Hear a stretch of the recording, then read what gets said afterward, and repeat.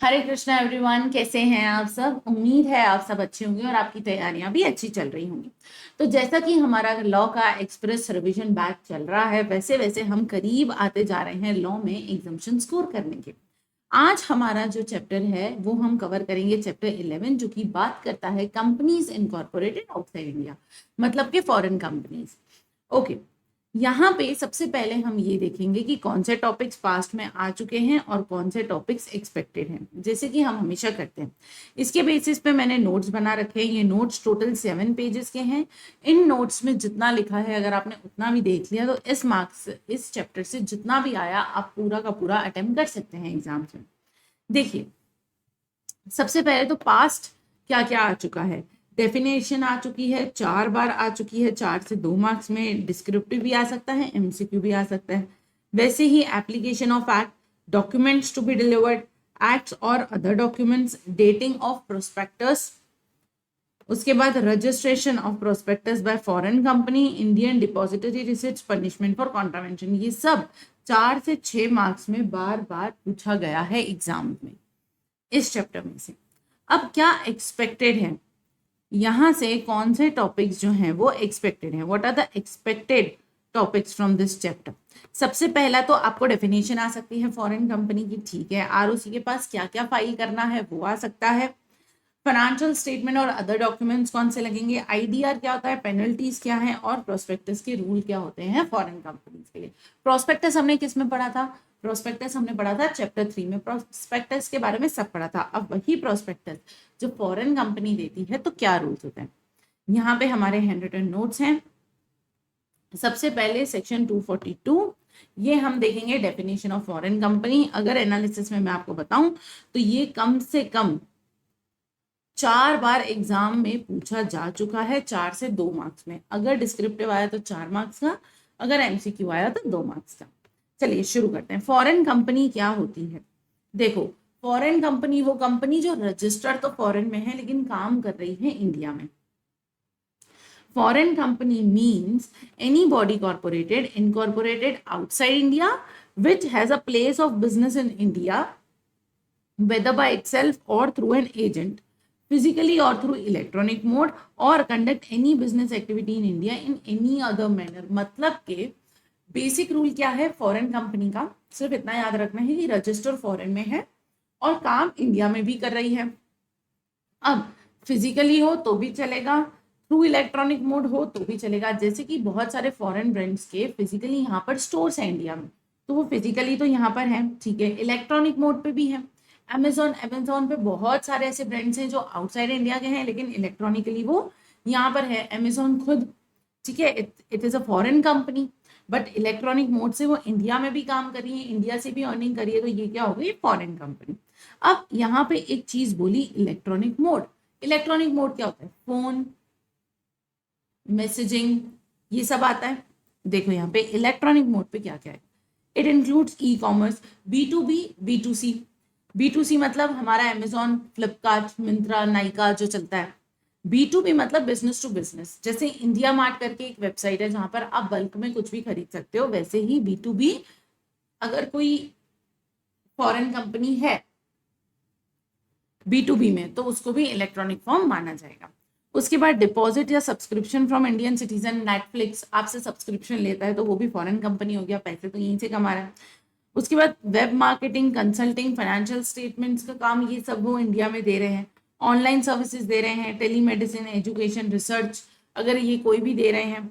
Data via email, mobile, social media, cloud etcetera. अगर कोई foreign की कंपनी सोशल मीडिया प्लेटफॉर्म के through भी अगर कुछ सेल करती है, जैसे कि ऐसी बहुत सारी वेबसाइट हैं जहाँ पे जो आपको सिर्फ इंस्टाग्राम पे मिलेंगी, आप वहां से कुछ ऑर्डर करोगे और आपके पास आएगा, तो ये भी क्या हो गया, इलेक्ट्रॉनिक मोड। उसके बाद लिस्टिंग और subscription in IFSC is not counted as electronic mode for this section. ये अमेंडमेंट है, इसको ध्यान रखिएगा। उसके बाद application of companies act to foreign companies, where not less than 50% of paid up share capital, equity हो, preference हो या both of a foreign companies held by. मतलब अब कंपनीज एक्ट जो है फॉरेन कंपनीज पे कब लगेगा, जब नॉट लेस देन 50%, मतलब 50% जैसे या उससे ज्यादा किसी भी फॉरेन कंपनी में उसकी paid up share capital paid up share capital में क्या आ जाता है, हमारा इक्विटी आ जाता है, प्रेफरेंस आ जाता है, या फिर दोनों आ जाता है। One or more citizens of India ने होल्ड कर रखी हुई, या one or more companies or body corporated in India, तो such foreign company shall comply with the provisions of companies act as if it were a company incorporated in India. मतलब कि अगर India के लोगों ने अपना दबदबा बना के रखा है फॉरेन कंपनी के ऊपर, या तो किसी इंसान ने, या तो इंडिया की कंपनी या बॉडी कॉर्पोरेट ने जो इंडिया में रजिस्टर है, अगर 50% से ज्यादा है, नॉट लेस देन 50%, 50% या उससे ज्यादा है, तो उसको ऐसा माना जाएगा कि भाई वो तो यही इंडिया में इनकॉर्पोरेटेड है और उसको भी कंपनीज एक्ट 2013 को फॉलो करना पड़ेगा।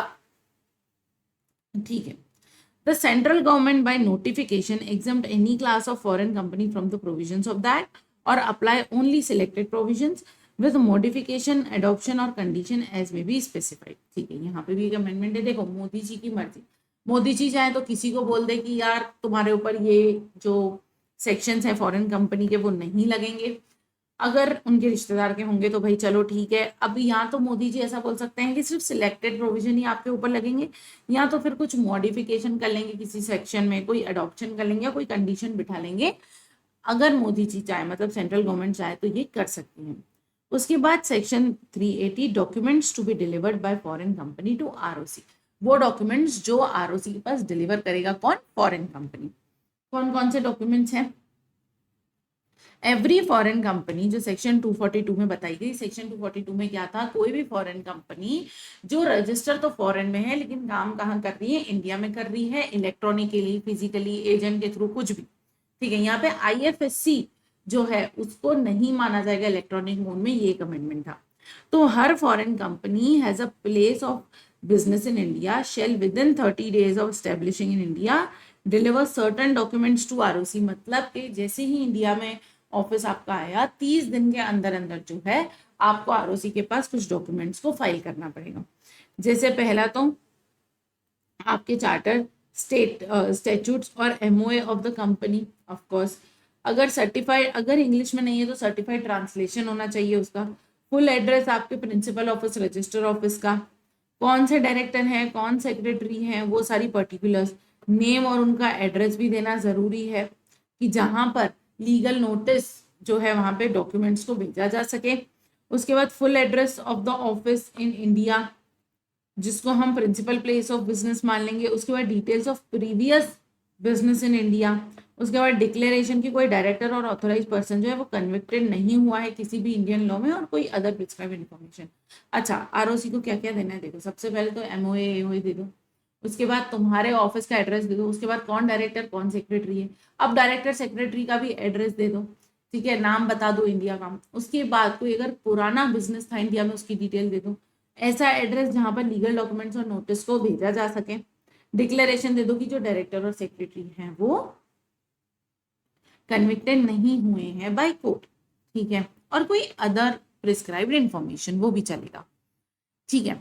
उसके बाद we have document under 380 shall be filed within 30 days of establishing place of business in India। ये हमने ऊपर ही देख लिया था कि 30 दिन के अंदर अंदर, जैसे ही, जैसे अगर टेस्ला इंडिया में आती है तो जैसे ही उसका रजिस्टर ऑफिस बनेगा, खुलेगा, 30 दिन के अंदर अंदर आपको ये सारी इंफॉर्मेशन देनी पड़ेगी, ठीक है। अगर इंग्लिश में नहीं है तो एक सर्टिफाइड ट्रांसलेटेड कॉपी डिलीवर करनी पड़ेगी आरओसी को। ऐसा तो नहीं कि कोई युगांडा से आया तो वहां की लैंग्वेज की एमओए दे दिया, यहाँ के आरओसी को समझ ही नहीं आ रहा है। तो जो इंग्लिश है वो बहुत ही कॉमन लैंग्वेज है जो हर कंट्री में यूज की जाती है। तो अगर आपकी जो लैंग्वेज है डॉक्यूमेंट्स की वो इंग्लिश नहीं है तो उसका सर्टिफाइड ट्रांसलेशन होना चाहिए।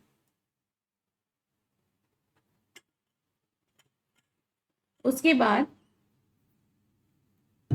ये डॉक्यूमेंट्स फाइल करेंगे फॉर्म FC1 में प्रिस्क्राइब फीस के साथ।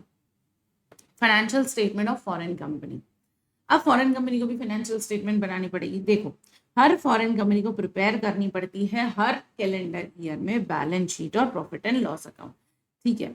ऐसे फॉर्म में और ऐसे पर्टिकुलर में जो भी यहाँ पर प्रिस्क्राइब किए गए हैं, फॉरेन कंपनी डिलीवर करेगी फाइनेंशियल्स आरओसी को with in 6 months from the end of financial year. मतलब के आपका फाइनेंशियल ईयर यहाँ पे खत्म हुआ तो यहाँ से 6 months के अंदर अंदर आरओसी को आपको देना पड़ेगा अपनी फाइनेंशियल स्टेटमेंट। फाइनेंशियल स्टेटमेंट में क्या बनाएंगे, P&L और बैलेंस शीट, ठीक है। उसके बाद कुछ अटैचमेंट्स भी लगेंगी फाइनेंशियल स्टेटमेंट के साथ। क्या क्या अटैचमेंट लगेंगी? List of all places of business in India. क्यों रिक्वायर्ड है? ये फाइनेंशियल स्टेटमेंट के साथ रिक्वायर्ड है। अगर इंग्लिश में नहीं है तो देखो इस चैप्टर में ना किसी भी डॉक्यूमेंट की बात आ जाए, आपको ये एक लाइन कॉमन चिपका के आनी है कि इंग्लिश में नहीं है तो कोई एक ट्रांसलेशन होना चाहिए जो कि सर्टिफाइड ट्रांसलेशन होना चाहिए। अगर ऑडिट हुआ है तो ऑडिटेड फाइनेंशियल स्टेटमेंट दे दो।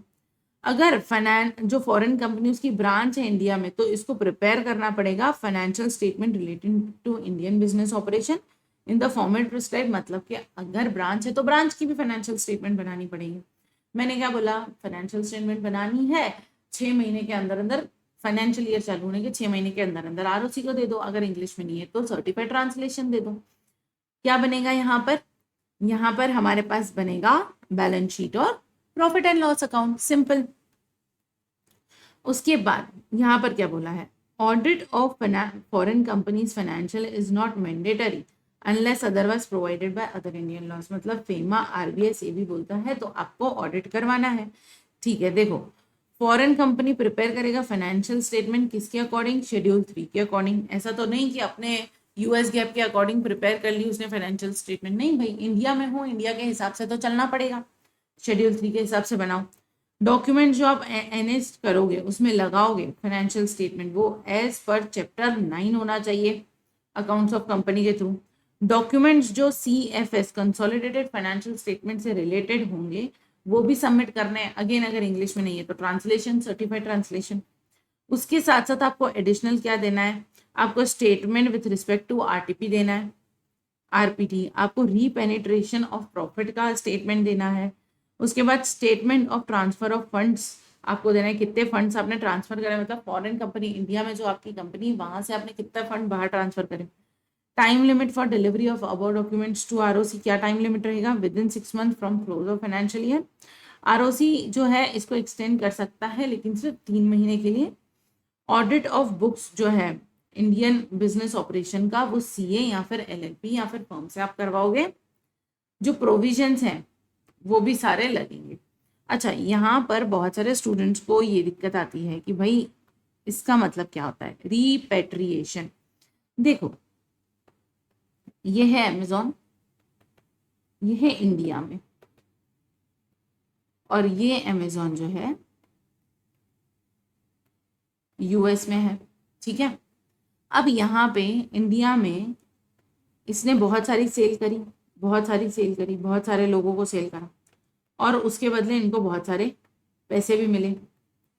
अब एक बात बताओ, ये कंपनी यहाँ की तो होगी नहीं, कंपनी यहाँ की है नहीं, तो ये चाहती है कि ये सारा प्रॉफिट जो है मैं यहाँ लेके जाऊँ, मतलब इंडिया से उठा के यूएसए में मेरा प्रॉफिट सारा ट्रांसफर कर लूँ।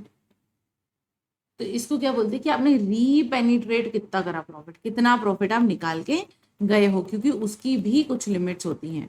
प्रॉफिट आप कितना निकाल सकते हो उसकी भी लिमिट्स होती हैं, ठीक है। उसके बाद हमारे पास क्या है? देखो फॉरेन कंपनी को भी एनुअल रिटर्न फाइल करना पड़ेगा अपने इंडियन ऑपरेशंस के लिए। भाई फॉरेन कंपनी को मैंने क्या बोला? फॉरेन कंपनी या तो सिटीजन ने कुछ नॉट लेस देन 50% सिटीजन ने होल्ड कर रखा है, इंडियन सिटीजन ने, या फिर कोई कंपनी और बॉडी कॉर्पोरेट जो इनकॉर्पोरेटेड है इंडिया में, तो उसको पूरा कंपनीज एक्ट लग जाएगा। कंपनीज एक्ट लग रहा है तो एनुअल रिटर्न भी तो बनाना पड़ेगा अपने इंडियन ऑपरेशंस का। तो यहाँ पर as per companies rules every foreign company shall prepare और file annual return in form FC4, और फीस भी देना पड़ेगा 60 days from the last day of financial year, ROC को देना पड़ेगा। यहाँ पर फाइनेंशियल ईयर आपका खत्म हुआ, यहाँ से आपको 60 डेज के अंदर अंदर जो है आरओसी को देना पड़ेगा, ठीक है, ठीक है। उसके बाद dating of prospectus and expert का ओपिनियन। अब ये सेक्शन क्या बोल रहा है? देखो अगर कोई, पहली चीज तो प्रोस्पेक्टस का प्रोविजन ही कब अप्लाई होगा? जब पब्लिक से पैसा ले रहा होगा, कोई भी कंपनी पब्लिक से पैसे ले रहे होंगे तभी आएगा ये प्रोविजन, तो ठीक है। उसके बाद every such prospectus shall be dated and date shall be taken as the date of publication. हमने चैप्टर 3 में भी पढ़ा था कि भाई ये हमारा प्रोस्पेक्टस है और यहाँ पे जो डेट लिखी हुई है, जो डेट यहाँ पे लिखी हुई है उसी को डेट ऑफ पब्लिकेशन मान लेंगे। हमने ये प्रोस्पेक्टस दिया, ये जो डेट है वो डेट ऑफ पब्लिकेशन है तो यहाँ पे भी सेम बात बोली है। अगर एक्सपर्ट की स्टेटमेंट आपने लगाई है, जैसे कि वैल्यूअर की इंजीनियर या सीए का कोई स्टेटमेंट आपने लगाया है, तो फॉलोइंग और अप्लाई होगा। देखो, the prospectus shall not include the statement unless, आप प्रोस्पेक्टस में स्टेटमेंट को कब इंक्लूड कर सकते हैं एक्सपर्ट की, जब उसने रिटर्न कंसेंट दे दिया हो, जब उसने अपनी कंसेंट को विड्रॉ नहीं किया हो, जब तक कि वो प्रोस्पेक्टस पब्लिक के पास नहीं पहुंचा। और अगर आपने ऐसा कुछ नहीं किया तो देखो, इस सेक्शन में जो है डायरेक्टली पेनल्टी तो नहीं दी हुई है, लेकिन मिस स्टेटमेंट इन प्रोस्पेक्टस का सेक्शन 34 लग जाता है। हमने चैप्टर 3 के रिवीजन में ये देखा था। और सेक्शन 447 फ्रॉड का लग जाता है।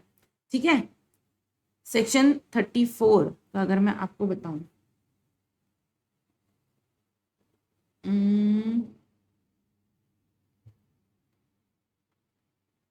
यहीं पे हमने पढ़ा था चैप्टर 3 में। देखो, प्रोस्पेक्टस पूरा यहीं पे दिया हुआ है। यहाँ पे फॉरेन कंपनी का प्रोस्पेक्टस क्यों नहीं दिया हुआ था, क्योंकि उसका अलग से पूरा चैप्टर ही दे रखा है। ये देखो, सेक्शन 34 क्या बात करता है, criminal liability for miss statement in prospectus. अगर आपने मिस स्टेटमेंट दिया प्रोस्पेक्टस में तो आपके ऊपर ये लग जाएगा। ठीक है, प्रोस्पेक्टस में अगर झूठ बोला तो 447 की सजा हो जाएगी। अगर छोटा झूठ है या फिर आपको लगा था कि सच है, तो आपकी सजा जो है वो थोड़ी कम हो जाएगी। ठीक है, उसके बाद रजिस्ट्रेशन ऑफ प्रोस्पेक्टस। भाई, प्रोस्पेक्टस का रजिस्ट्रेशन किस तरीके से करवाएंगे? सबसे पहले तो इशू, सर्कुलेट और डिस्ट्रीब्यूट करने से पहले आपको प्रोस्पेक्टस की जो कॉपी उसको डिलीवर करना पड़ेगा आरओसी को। याद रखना, एक बेसिक रूल कंपनीज एक्ट का, कि कुछ भी अगर आपको पब्लिक को देना है तो पब्लिक को देने से पहले आपको आरओसी को देना पड़ेगा। सिंपल। तो यहाँ पे भी प्रोस्पेक्टस पब्लिक को देने से पहले आरओसी को देंगे। उस कॉपी को, जो कॉपी आरओसी को दी है, उसको साइन करेगा हर वो पर्सन जिसका प्रोस्पेक्टस में नाम है, चाहे वो डायरेक्टर हो, प्रपोज डायरेक्टर हो या फिर ऑथोराइज सिग्नेटरी हो। प्रोस्पेक्टस के साथ साथ एक्सपर्ट की कंसेंट की, भाई अगर उनकी ओपिनियन इंक्लूड की गई है प्रोस्पेक्टस पे तो उसकी कंसेंट यहाँ पे फिर भी लिखा हुआ है। आरओसी को फाइल करने से पहले एक्सपर्ट ने वो कंसेंट को विड्रॉ नहीं किया होना चाहिए। ठीक है, उसके बाद copy of every material contract referred in the prospectus in last 2 years। ठीक है, उसके बाद return statement of adjustments made. यहां पे एक और चीज ऐड होगी, not in ordinary course of business. मतलब ऑर्डिनरी कोर्स ऑफ बिजनेस के अलावा कोई अगर मटेरियल कॉन्ट्रैक्ट हैं आपके, तो आपको प्रोस्पेक्टस में लास्ट 2 साल के वो मटेरियल कॉन्ट्रैक्ट्स को जो है देना पड़ेगा। ठीक है, उसके बाद क्या आता है, रिटर्न स्टेटमेंट देना पड़ेगा। अगर कोई भी एडजस्टमेंट बिठाया है तो उसका रिटर्न स्टेटमेंट और सर्टिफाइड ट्रांसलेशन, अगर इंग्लिश में नहीं है तो। अगेन मैंने बोला, कोई भी डॉक्यूमेंट अगर इंग्लिश में नहीं है, सर्टिफाइड ट्रांसलेशन, ये लाइन कॉमन है। ठीक है, एक बार सारे डॉक्यूमेंट्स और साइन कॉपीज डिलीवर हो गई आरओसी के पास, तो आप ये मानो कि आरओसी ने जो है उसको एक्सेप्ट कर लिया, तो उसके बाद जो आपका प्रोस्पेक्टस है वो क्या हो गया, वैलिडली रजिस्टर हो गया। ठीक है, उसके बाद सेक्शन 390 जो बात करता है आईआरडी, मतलब कि इंडियन डिपॉजिटरी रिसिप्ट। देखो, सबसे पहले तो आईआरडी का मतलब क्या होता है। इंडियन डिपॉजिटरी रिसिप्ट जो है एक फाइनेंशियल इंस्ट्रूमेंट है जो फॉरेन कंपनी है वो क्या करती है, इशू करती है।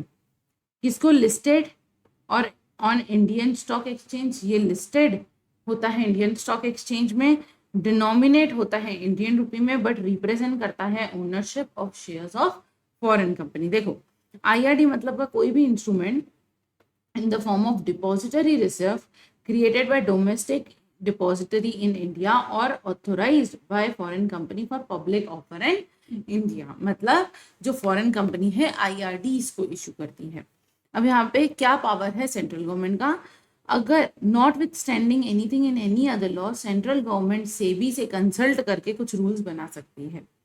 देखो, ऑफर करेंगे, जो भी ऑफर होगा इंडियन डिपॉजिटरी रिसिप्ट वो फॉरेन कंपनी ऑफर करेगा, डिस्क्लोज करेगी सारी रिक्वायरमेंट प्रोस्पेक्टस में और लेटर ऑफ ऑफर में, कुछ भी बोल लो।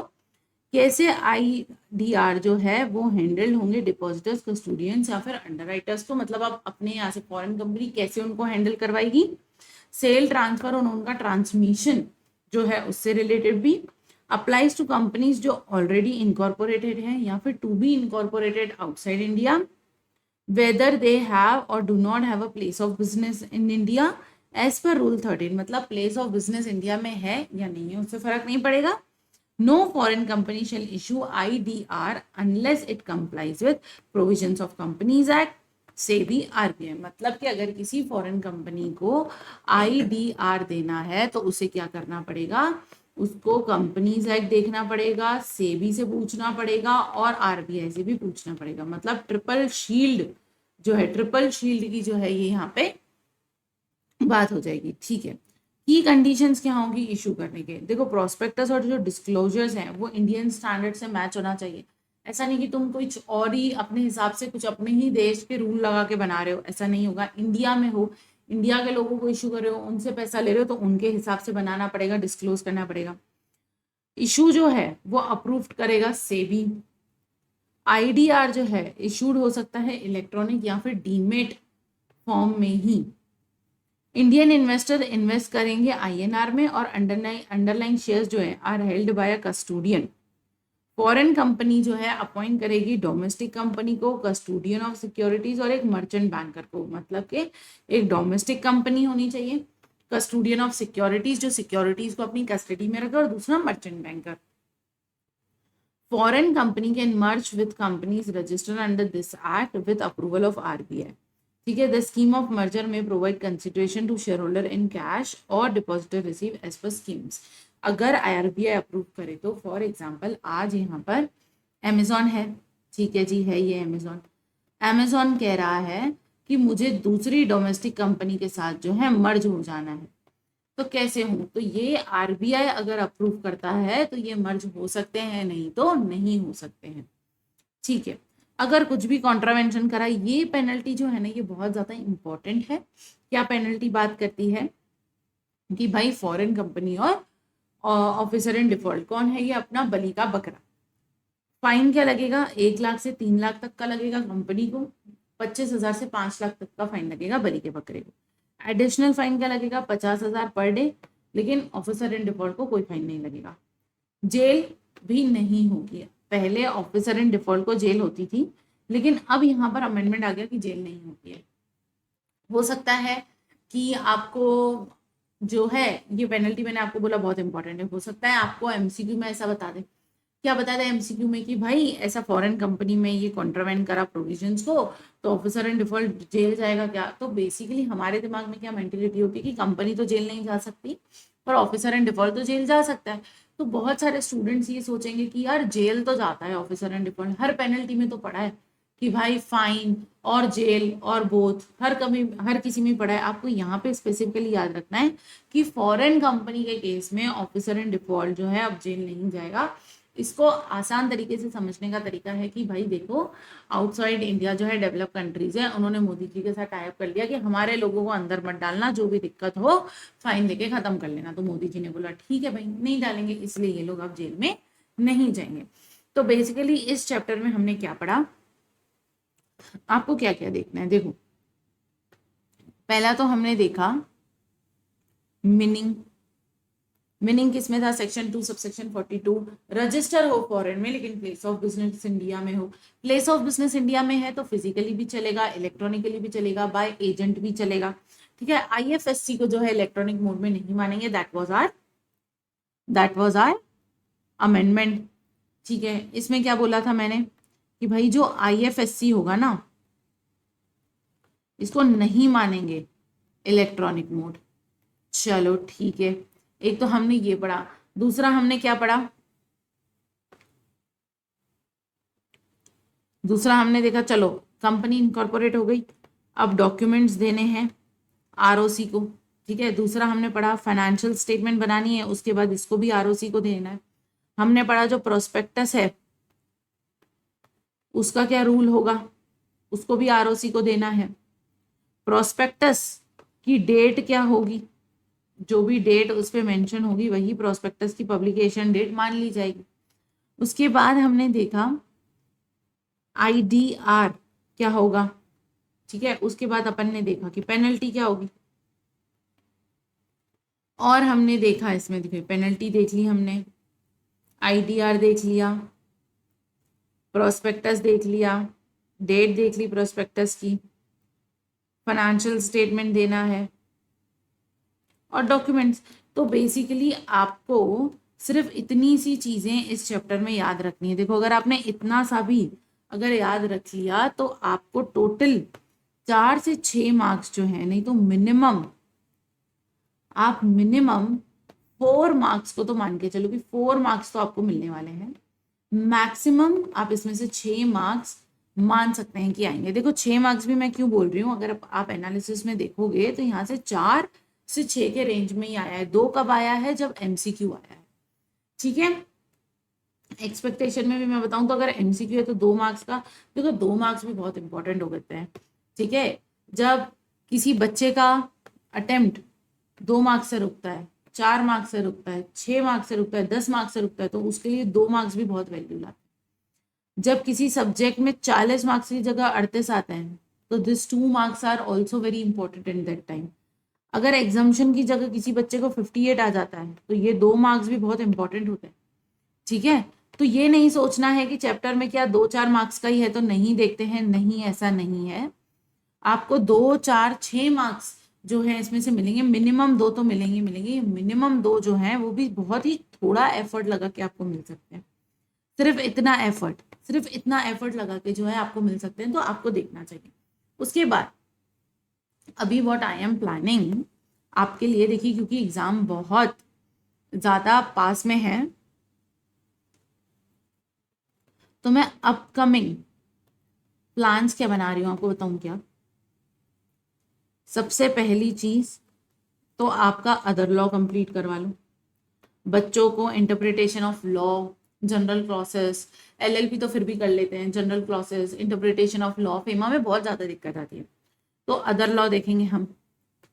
इसमें मेन फोकस फेमा रहेगा, बच्चों को नहीं आता, इंटरप्रिटेशन ऑफ स्टैट्यूट्स रहेगा और जनरल क्लॉजेस रहेगा। ठीक है, दूसरा आई एम प्लानिंग कि यहाँ पे मैं आपको प्रोवाइड करूं क्वेश्चन प्रैक्टिस, और ये क्वेश्चन प्रैक्टिस जो है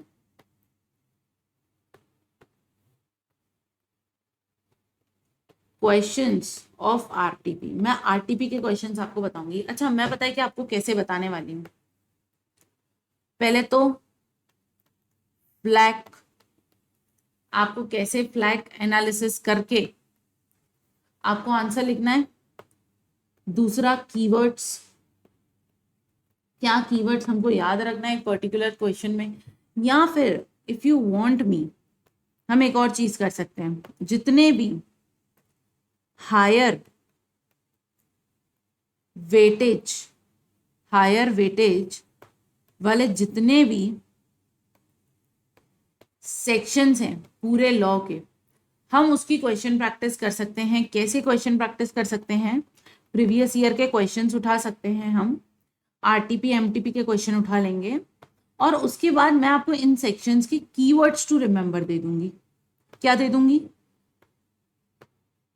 कीवर्ड्स टू रिमेंबर, कि ये पर्टिकुलर सेक्शन आए तो आपको ये कीवर्ड लिखना है, और वो कीवर्ड भी मैं आपको बुलेटिन पॉइंट्स में दूंगी कि देखो ये कीवर्ड लिख लो, अगर एग्जाम में आया ये कीवर्ड्स लिख लेना, ये कंक्लूजन लिख लेना, आपका काम हो जाएगा। If you want me to do this thing तो हम वो भी कर सकते हैं। अगर आप ये चाहते हैं तो आप एक बार मुझे इस वीडियो के कमेंट सेक्शन में बता सकते हैं। जितने ज़्यादा कमेंट होंगे उतने ज़्यादा मुझे भी लगेगा कि हाँ यार इतनी मेहनत करनी चाहिए, because for me also it will take a lot of hard work, because see I'm not only here on YouTube, I have my own work also। तो आप अगर मुझे बताते हैं I have to do my practice and all those works, offline classes, I have to manage all those things, तो इतनी मेहनत करने से पहले I want to know from your side guys कि आप लोग चाहते हैं क्या कि ऐसा कुछ करें, या फिर आपको लग रहा है कि नहीं रिविजन से ही हमको समझ में आ रहा है, और जैसे मैंने हाईलाइट कर रखे हैं यहाँ पर वर्ड्स को, आप इन हाईलाइटेड वर्ड्स को भी याद करके एग्जाम में जाओगे और अच्छे से लिख सकते हो, तो फिर हम इतना रायता ना फैलाएं। लेकिन if you want me to do this thing तो we can do this thing also, but for that I need more and more votes. मुझे पता लगना चाहिए कि ओके बहुत सारे स्टूडेंट्स की नीड है तो करना वर्थ रहेगा, नहीं तो टाइम वेस्ट हो जाएगा। इसलिए आप मुझे इसके लिए बता दीजिए। तो हम वो सेक्शन भी एक प्लान कर लेंगे, एक सेशन प्लान कर लेंगे, पहले अदर लॉस फटाफट खत्म करेंगे और फिर ये कर लेंगे, सो दैट एग्जाम के एक दिन पहले भी अगर आपने 1.5 की स्पीड में, वैसे तो शायद मैं ज़्यादा जल्दी जल्दी बोलती हूँ तो 1.5 पे ज़्यादा स्पीड हो जाएगी आपके लिए, बट फॉर 1.5 की स्पीड पे आप देख सकते हैं एग्जाम के पहले, या फिर मेरे साथ साथ मैं आपको उन कीवर्ड्स की पीडीएफ प्रोवाइड कर लूंगी, इंपॉर्टेंट सेक्शंस के कीवर्ड्स की, सो दैट आप एग्जाम में जब जाओ ना तो आप सिर्फ वो कीवर्ड्स देख लो, ठीक है। आप पलटा के आपने उसका प्रिंट आउट निकलवा लिया, आई वुड सजेस्ट कि आप प्रिंट आउट निकलवा लीजिए। रीजन बीइंग कि जब हाथ में नोट्स, जब हाथ में ऐसे प्रिंट आउट्स होते हैं ना इस तरीके के, तो पढ़ने में मजा आता है। आपकी इतनी पतली सी ही इंपॉर्टेंट सेक्शन की जो है बनेगी, ठीक है, जिसमें सारे कीवर्ड्स होंगे, तो एग्जाम के एक दिन पहले भी इसको पलटा के देख लिया तो with in maximum of 2 hours आप पूरा रिवाइज कर लोगे। एग्जाम आने के पहले रोज अगर 1 घंटा भी उसको देख लिया आपने तो भी आपका काम बन जाएगा। तो I want you from your side guys कि do you want me to do this thing, कि मैं आपके लिए वो पीडीएफ बना दूं और एक सेशन ले लूं, तो do let me know in comment section, तो फिर हम इसको भी प्लान कर लेंगे। तो फिर हम मिलते हैं हमारे अगले सेशन में, लॉ एक्सप्रेस की अगली बैच में, जहां पर हम कवर करेंगे हमारे अदर लॉ के टॉपिक्स। उसमें भी हम ऐसे ही करेंगे कि क्या पास में आ चुका है और क्या एक्सपेक्टेड है। मिलते हैं फिर हमारे अगले सेशन में, तब तक के लिए बाय, तब तक के लिए बाय बाय, ध्यान रखिए अपना। हरे कृष्ण।